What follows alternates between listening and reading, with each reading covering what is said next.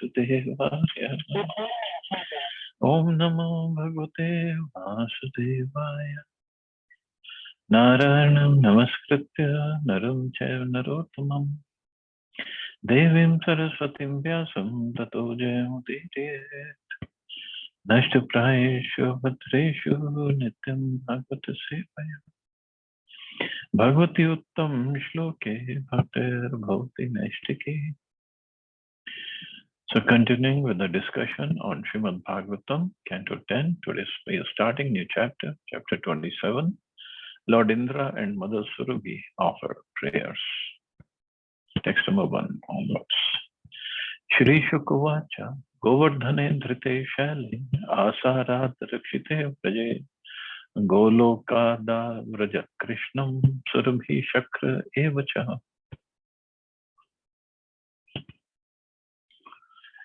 Shukdev Goswami said, after Krishna had lifted Govardhan hill and thus protected the inhabitants of Raja from the terrible rainfall, Surabhi, the mother of the cows, came from her planet to see Krishna.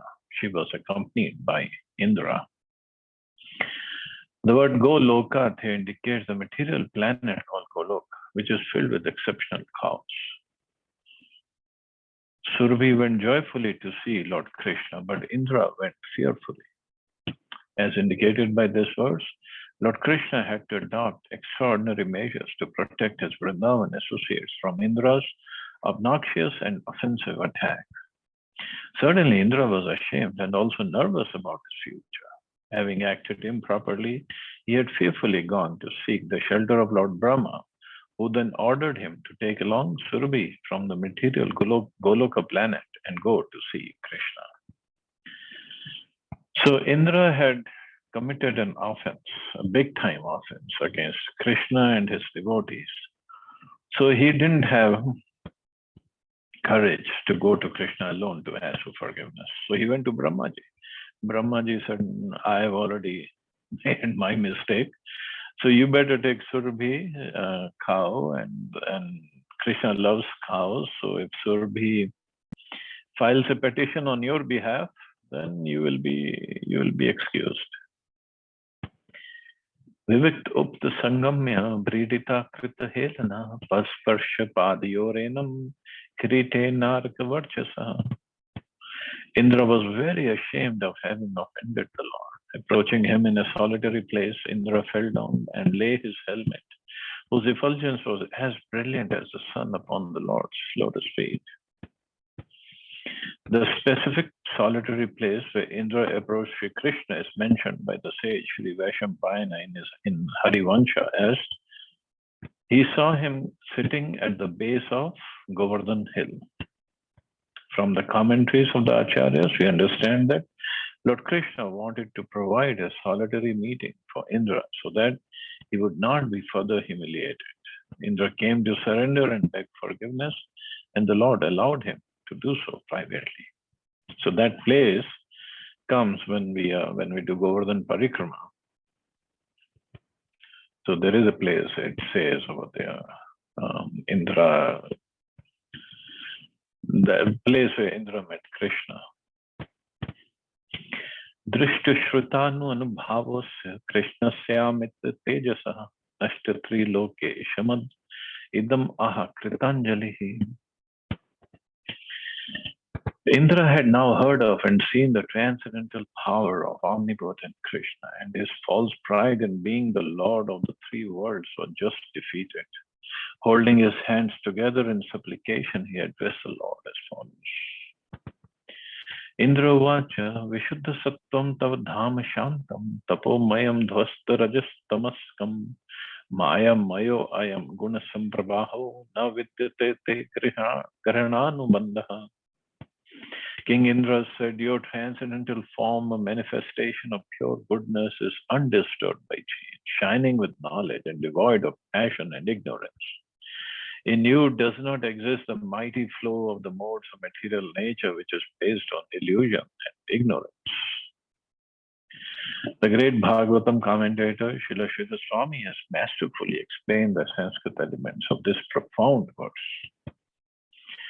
The Sanskrit word dhamma has several meanings: a dwelling place, house, abode, and so on, a favorite thing or a person, delight or pleasure, form or appearance, power, strength, majesty, glory, splendor, or light. So just one word, dham, has so many meanings in Sanskrit. Concerning the first set of meanings, the Vedanta Sutra states that the absolute truth is a source and resting place of all existence. And in the first verse of Bhagavatam, that absolute truth is said to be Krishna. Although Lord Krishna exists in his own dham or abode called Krishna Loka, he himself is the abode of all existence, as Arjuna confirms in the Bhagavad Gita, where he addresses Krishna as Param Dham, the supreme abode.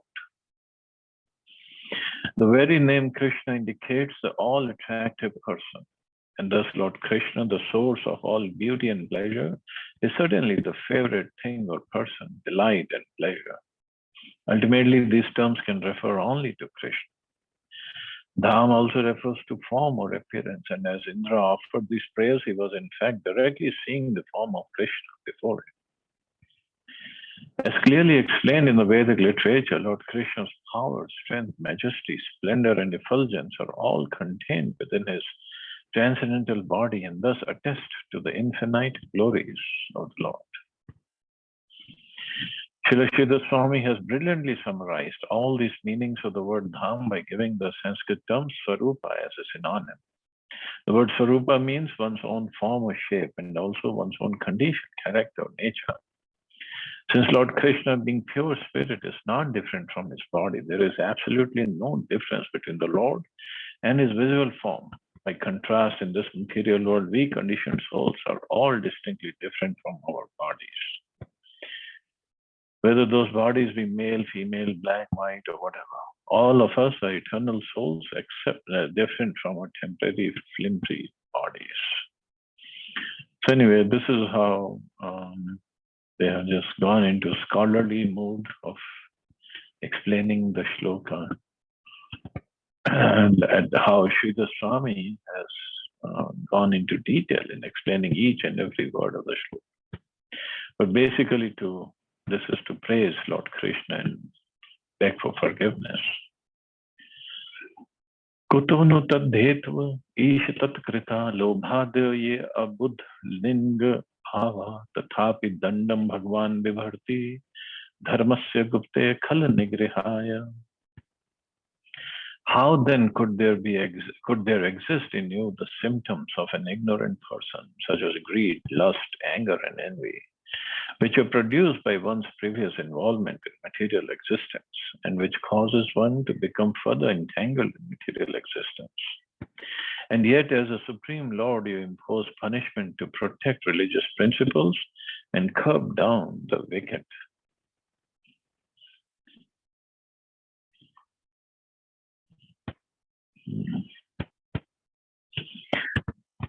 This complex philosophical statement by Indra may be analyzed as follows.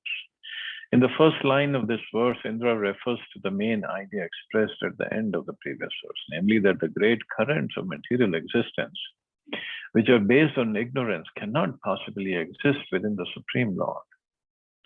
The words tad-dhetava and tat-krita indicate that something causes the modes of nature to manifest, and that they in turn become the cause of that which caused them. In the second line of this verse, we find that it is material feelings such as greed, lust, envy, anger that causes the modes of nature to manifest, and that are themselves caused by the modes of nature. So ultimately, everything rests on Krishna. Everything comes from Krishna, although he is not affected by any of these modes. So here, Lord Indra addresses Shri Krishna as Bhagwan, indicating that he is not an ordinary child, but in fact God. Therefore, Krishna's punishing Indra was part of his mission of protecting religious principles and curbing down the envious. It was not a display of material anger or of greed for the offerings meant for Indra. Shri Krishna is pure spiritual existence, and his simple, sublime desire is to engage all living beings in the perfect, blissful life of Krishna consciousness. Krishna's desire to make us Krishna conscious is not egotistical, since ultimately Krishna is everything, and Krishna consciousness is objectively the best consciousness. Lord Indra is really the humble servant of Krishna. In fact, he's now beginning to remember. Pita Gurastvam Jagatam Dhatyaya Kala Upat Dandaha Itaya Checha Tanubhi Samihase Manam Vidhunvan Jagdish Maninam. You're the father and spiritual master of this entire universe and also its supreme controller. Your insurmountable time imposing punishment upon the sinful for their own benefit. Indeed, in your various incarnations selected by your own free will, you act decisively to remove the false pride of those who presume themselves masters of this world. The word Hitaya is significant here. Lord Krishna protects religion and chastises the wicked for the benefit of the entire universe. Foolish and faithless pseudo-priests criticize God for punishing the living entities through the actions of nature.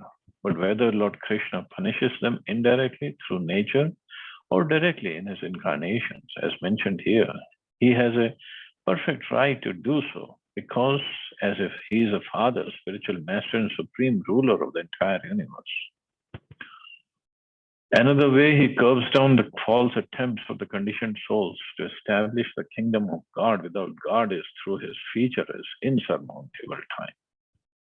It is said, spare the rod and spoil the child. That's a fact, and it is actually the Lord's mercy that he takes the trouble to rectify our misbehavior.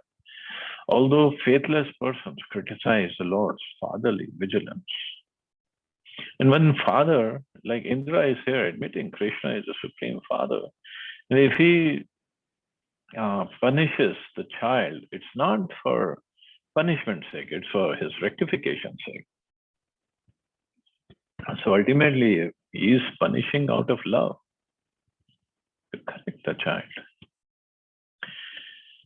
Ye mad vidhagya jagdish maninas tvam viksha kale abhemashu tanmadam hitvaryam margam prabhajanti apasmaya iha khalanam api tenu shasanam. Even fools like me who proudly think themselves universal lords quickly give up their conceit and directly take to the path of the spiritually progressive, and they see you are fearless even in the face of time. Thus you punish the mischievous only to instruct them. History is filled with examples of the supreme authority breaking the conceit of foolish people, breaking their pride, completely smashing the pride. Modern world leaders proudly fight one another, placing the common people in unprecedented jeopardy. Similarly, Indra, proud of his apparently illustrious position, dared to threaten the lives of the innocent residents of Vrindavan with terrible weapons until his ignorance was curbed by the dynamic response of the Supreme Lord. Nowadays, governments in the Western countries tend to be elected democratically, and thus a mass of people become identified with the destiny of their leaders. Well, it's not only in Western countries, it's all over. When the proud leaders engage in violence, the people who elected them bear the brunt of such belligerent decisions. Thus, the people in the democratic nations of the world should elect Krishna-conscious leaders, long way away from there, who will establish an administration consonant with the laws of God. If they fail to do so, the materialistic leaders, oblivious of the will of the Supreme Lord, will undoubtedly be chastised by cataclysmic events. And the people who elected such leaders, being responsible for their leaders' acts, will share in the suffering. So this is what is going on right now also, and it has happened in the past as well.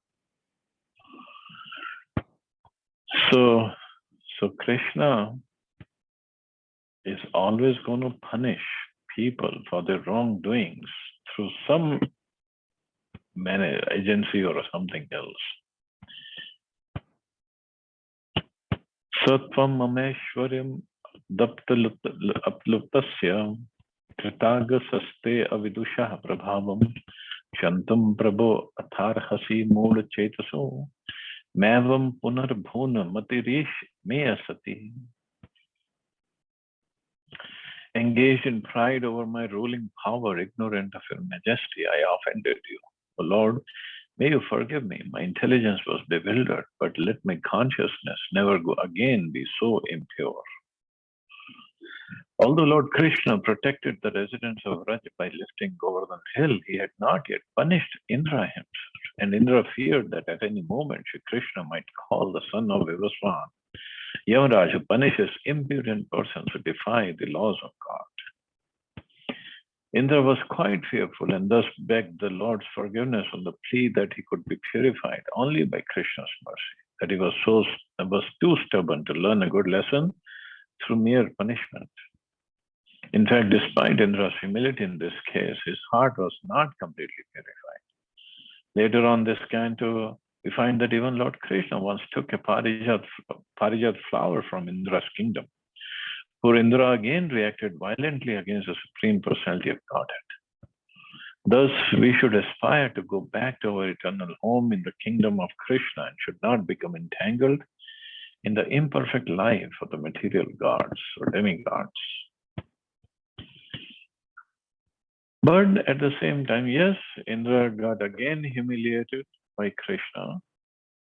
But Indra is again one of the servants of Krishna, very dear to Krishna. Bhagavatam itself says, Indrari lokam redyanti yuge yuge. That Krishna himself comes to chastise the enemies of Indra. Because Indra has been given such a powerful position based on his qualifications.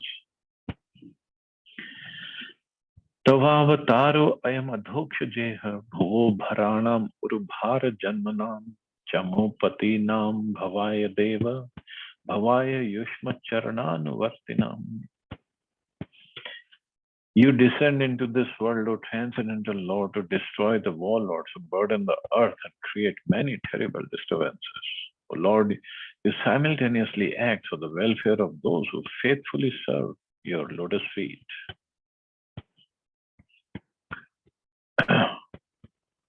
This verse utilizes an attractive poetic device. Lord Krishna's descent into the world is said to be for the abhav, literally non-existence, for destruction of the demoniac warlords, and simultaneously for the bhav or existence, prosperity of those who faithfully serve the Lord's lotus feet. Certainly Indra hoped that Lord Krishna would count him among the devotees, not the demons. Although considering Indra's actions, one might doubt where his loyalties actually lay.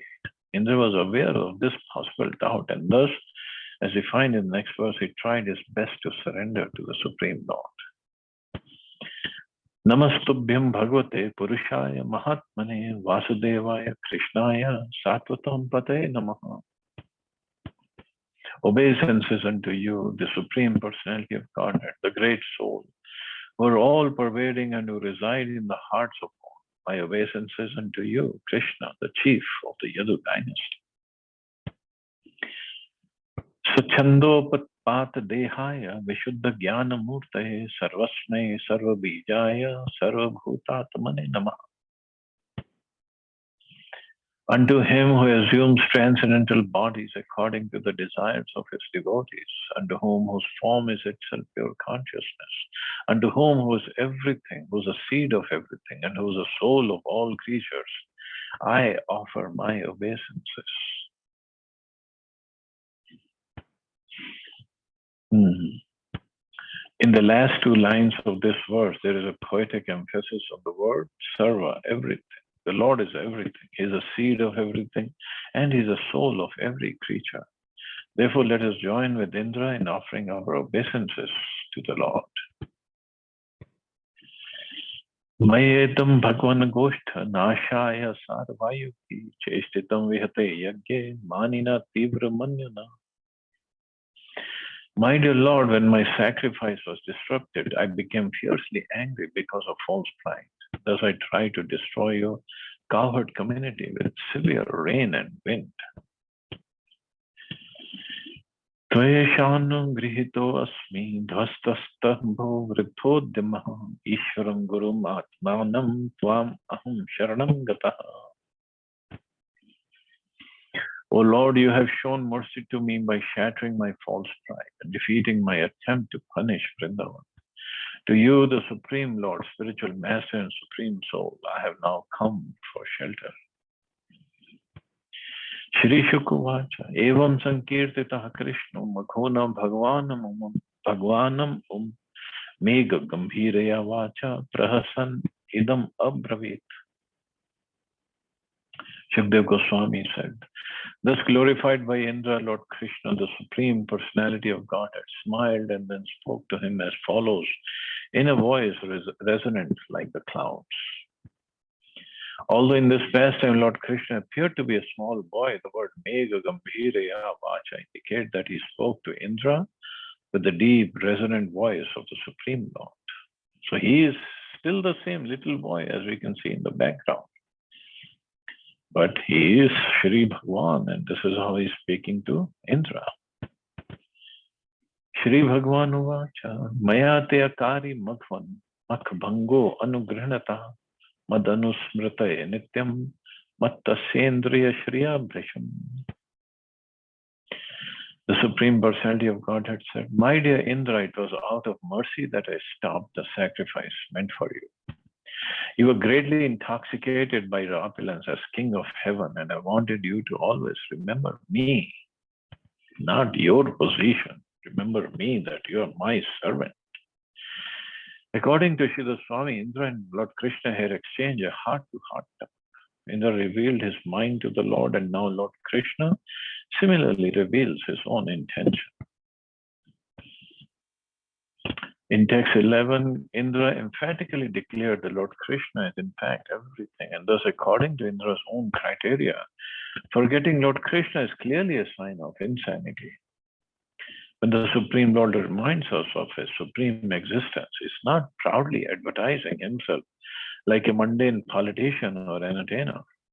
The Lord is self-satisfied in his own infinite existence and is trying lovingly to bring us back to our own perfect existence as his eternal associates. From God's point of view, even the mighty King of Heaven, Indra, is a mere child, and a naughty child at that, and thus the Lord, being a caring father, punished his child and brought him back to the sanity of Krishna consciousness. Mameshwara Shri Madantho Dandapanim na pashyati tam branshayami sampadbhyo yasya chechami anugriham. A man blinded by intoxication with his power and opulence cannot see me nearby with a rod of punishment in my hand. If I desire his real welfare, I drag him down from his materially fortunate position. I drag him down from his materially fortunate position because he gets blinded by the intoxication. Intoxication could be of money, power, position, any of the opulence, or of liquor also. But when we are intoxicated, we cannot see things properly, we cannot think properly, we cannot act properly. And that intoxication could be of anything. And Krishna has to rectify us. One may argue God should desire everyone's real welfare. Therefore, why should Lord Krishna state in this verse that he removes the intoxicating opulence of one who is about to receive his mercy,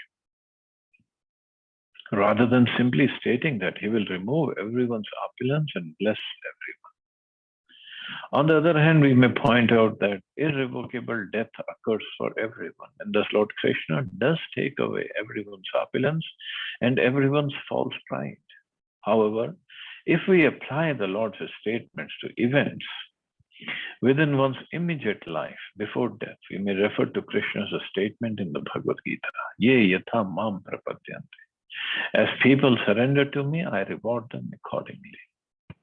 Lord Krishna desires everyone's welfare, but when he says here, Yasya yachami anugraham, For one whose welfare I desire. It is understood that the Lord refers to those who, by their own activities and thoughts, have manifested a desire to achieve spiritual benefit. Lord Krishna wants everyone to be happy in Krishna consciousness, but when he sees that a specific person who desires spiritual happiness, the Lord especially desires it for that person. This is a natural act of reciprocation consistent with the Lord's statement, Samoham Sarva Bhuteshu. I'm equal in my attitude to all living beings.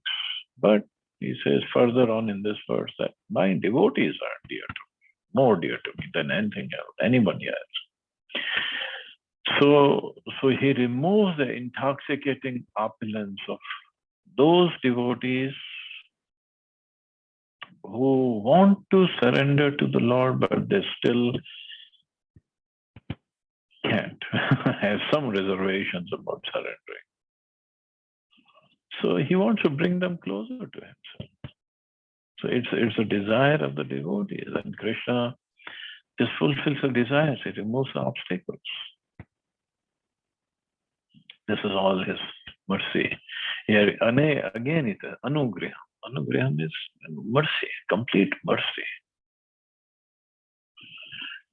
Gamyatam shakra bhadram vah kriyatam me anushasanam sthiyatam swadhikareshu yuktar vah stambha varjita. Indra, you may now go, execute my order and remain in your appointed position as a king of heaven, but be sober without false pride. Lord Krishna here addresses Indra in the plural form, Vah, because this grave instruction was meant to be a lesson for all the demigods.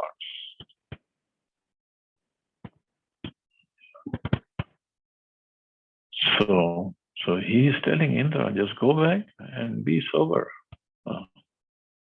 So Indra has already learned his lesson. But in all these pastimes, Krishna performs he just performs many activities, and he fulfills many other purposes in one pastime, through one pastime. When Indra was defeated, he became proud and he was defeated in this way. So one was Krishna and all the Brajvasis could spend 7 days, 7 nights with him together, everybody together. So actually this was one of the positive things, one of the many positive things. Second was Indra understood nobody, and through this pastime, Krishna is giving this message to the world. Nobody can do any harm to my devotees. Nobody can. And then Indra's pride was smashed, and through him, all the other demigods also learned the lesson. Krishna is the Supreme Personality of Godhead. Giriraji was glorified.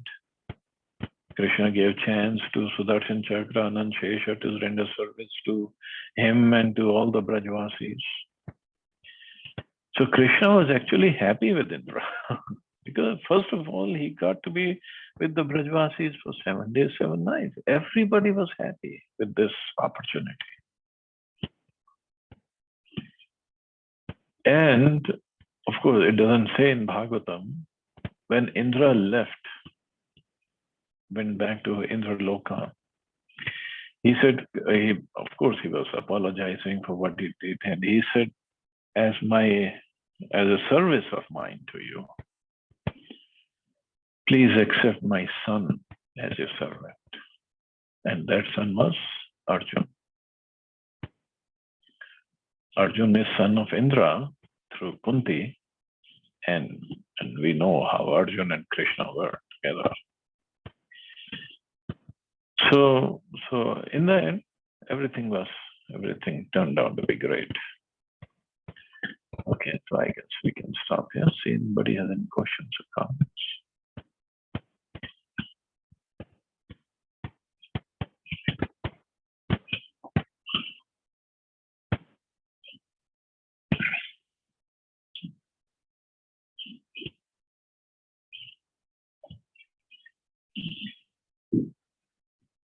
Okay, so you all have a safe and wonderful day. Hare Krishna. Jai Shri Ram. Hare Krishna,